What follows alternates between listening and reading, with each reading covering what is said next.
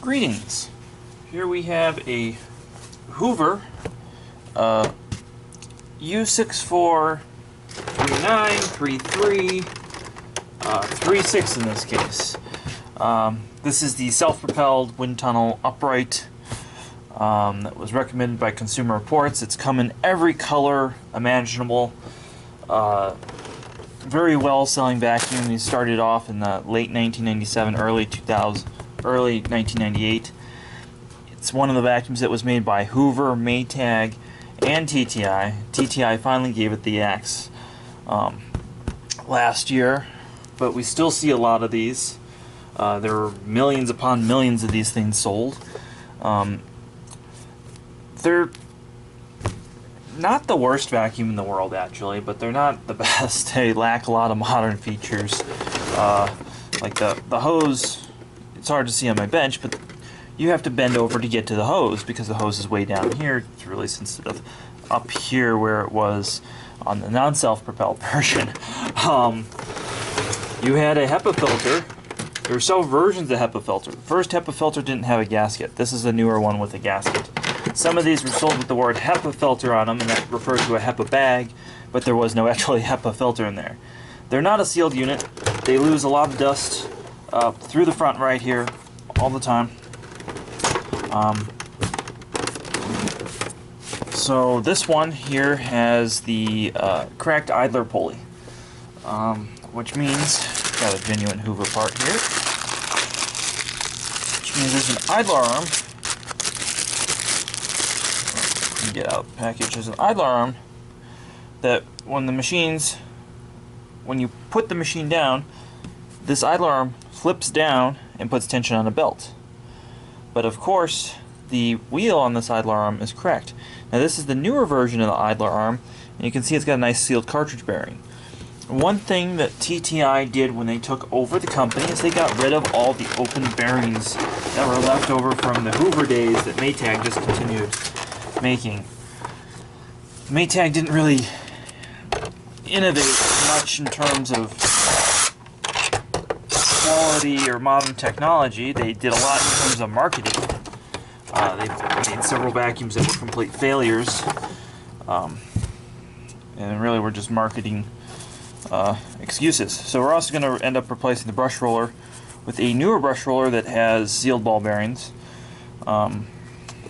And let's see, is this a new belt? We're going to replace the belts. Both belts will get replaced too. So, what you're looking for when you see this, let's just bring this out. Get a flashlight. What you're looking for is this little guy right here. There's a crack in him, and you can see that crack right there. Right there, you see that crack. So that's the culprit. So I'm going to tilt the camera down, and we're going to get to work on this. See if we can do this rather fast. Let's see. One screw there. Make sure we're magnetized. So they're all Phillips screwdrivers on this, but they're a lot of different sizes. That was the wind tunnel section I just took off. These always break off, and almost always have to replace that. So next we're going to use these guys. I think a lot of people don't understand why you need so many tools on a bench. Here's why.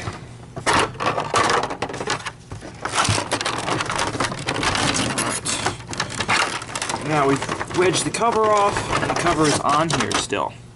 There are two things you can do to get this cover off. You can remove the hose from the base, or you can take the easy route. We're going to remove one screw and the main hose as well. And this is what's kind of bizarre.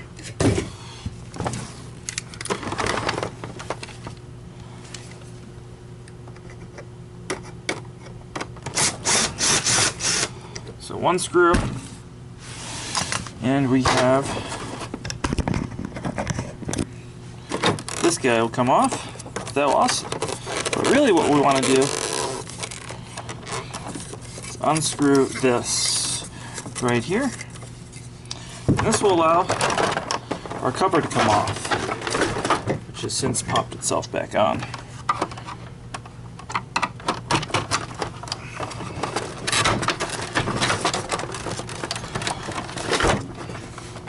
And that's why I usually leave the screwdrivers in here when I do this. Because when you pop one side off, it pops the other side on. Now we're going to recline the vacuum all the way, and the cover comes off. Now another thing to look for that breaks commonly on here is the selector arm between bare floor and carpet. And never ever use one of these on bare floor, because really the way this works, the base plate rests on the bare floor. These will do a burnout, and this will all scrape stuff up. So don't ever use one of these on the bare floor. It's not bare floor friendly, even though it says it is. So what we have here is the interesting stuff.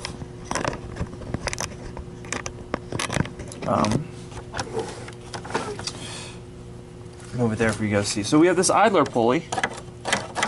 We also have the clutches that control the transmission, which I have in the off position, and when they're in the off position, these clutches should have about equal space in between them. And this is a recycle from, probably going back to the, even before the Concept 1, they put a self-propelled that was very similar to this in the Dial-O-Matic. So if this arm isn't broken or bent, I don't actually replace it. I think that spring is a pain to deal with under there. So what I'm doing, and you can order, at one time you were able to just order just the bearings. Now you can get the whole arm as of right now. So again, we pull this bearing out. One thing that's going to be interesting about it is it's open. There's no seal on one side. So it's not a sealed cartridge bearing. Again, very strange by today's standards, but that was perfectly acceptable apparently to Hoover. I don't think it was acceptable even in 1997, but apparently they thought so. So I'll remove that, put the new one on, because that's the part that's actually broken. Again, if you do it the other way, let me put this on here since this is under spring tension.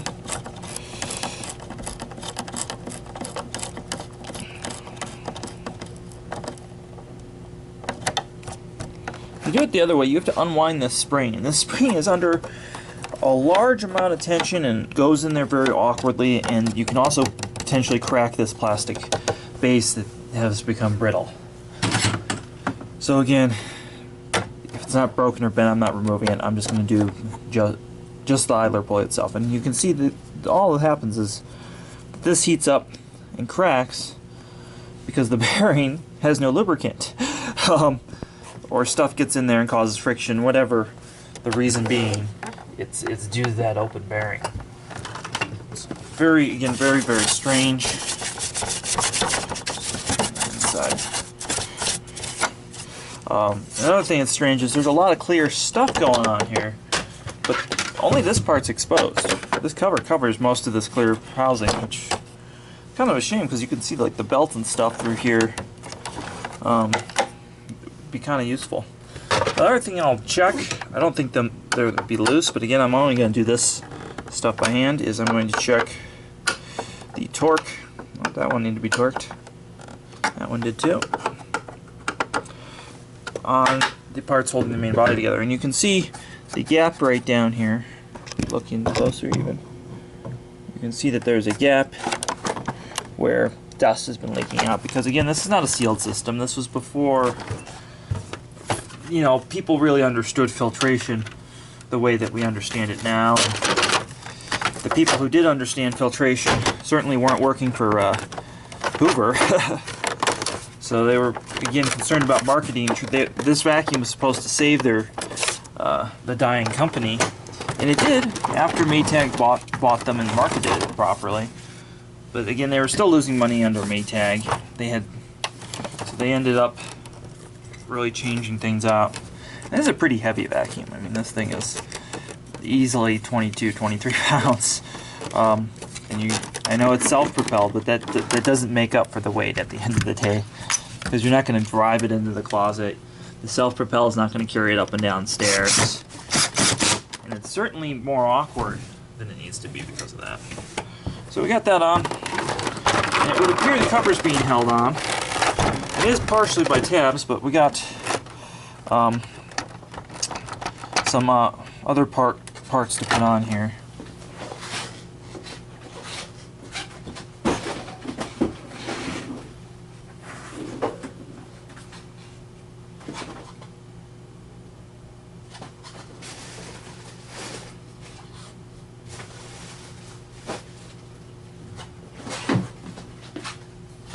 We got a newer style brush roller.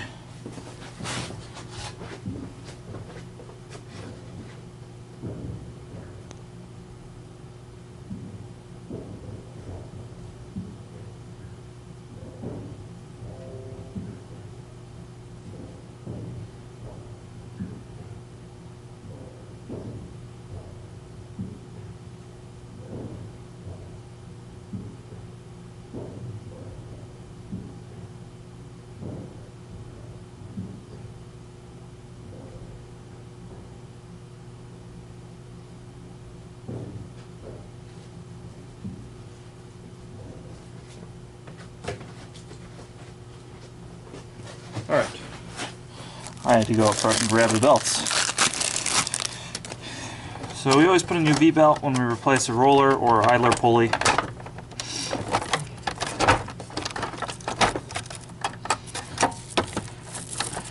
Oh my god, put this on. So now I need, before I do that, we're going to put some screw. There's a little bit, itty bitty screw there. He goes right here. And he wasn't there on some of the first ones, interestingly enough. So we're going to try and get as much excess stuff as we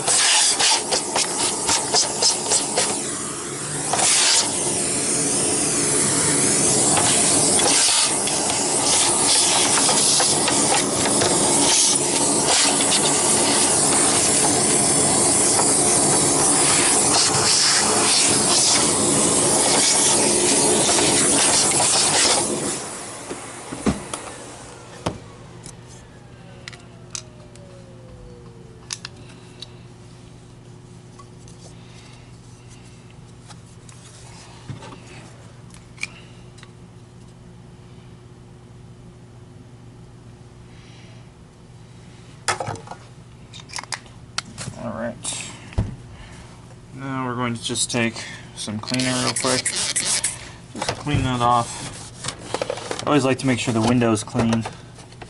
This doesn't really affect anything, but I like to make sure everything's clean. I guess it affects maybe what if the customer looks underneath it, but most of them are not going to look underneath their vacuum. Alright. Clean this thing off. The WindTunnel technology.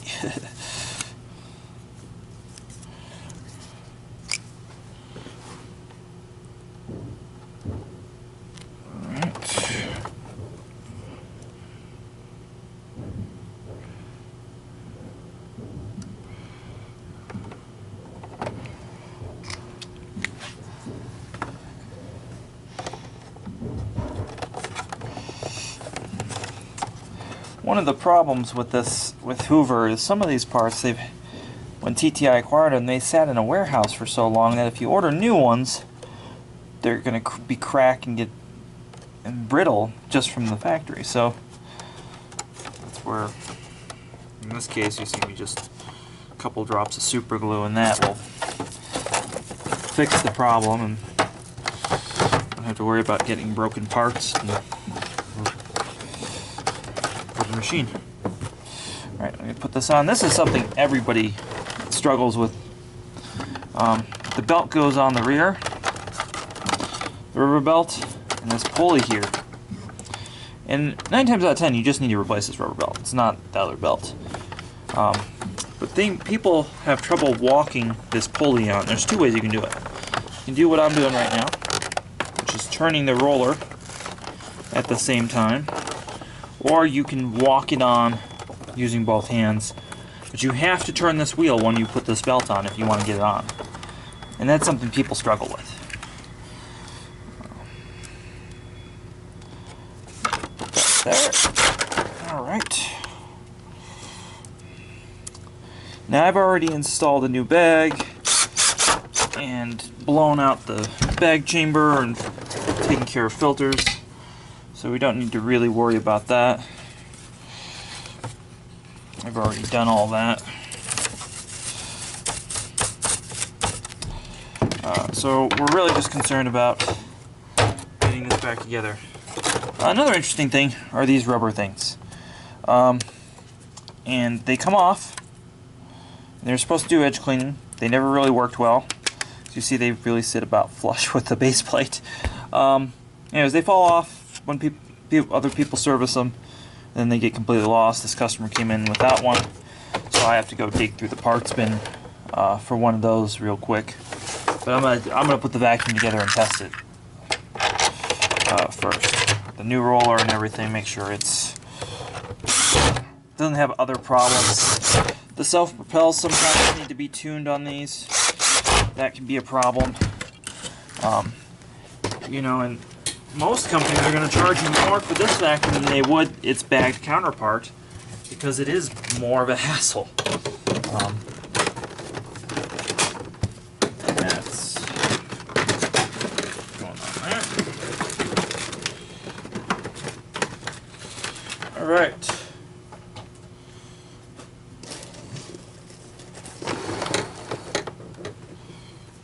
Again, the tools are real Mickey Mouse, but let's see if that's working.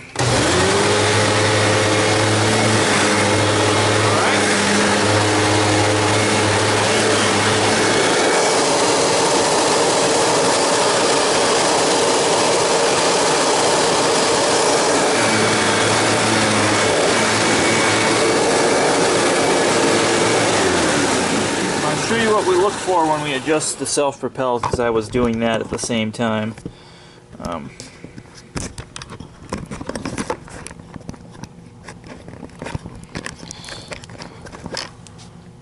Might not be able to set the camera up to do this.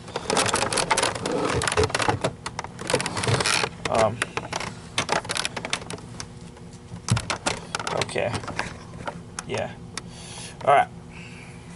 So, in here, you'll see the wheel, and then you'll see the cable position. I have it to off right now, and the wheel is not moving.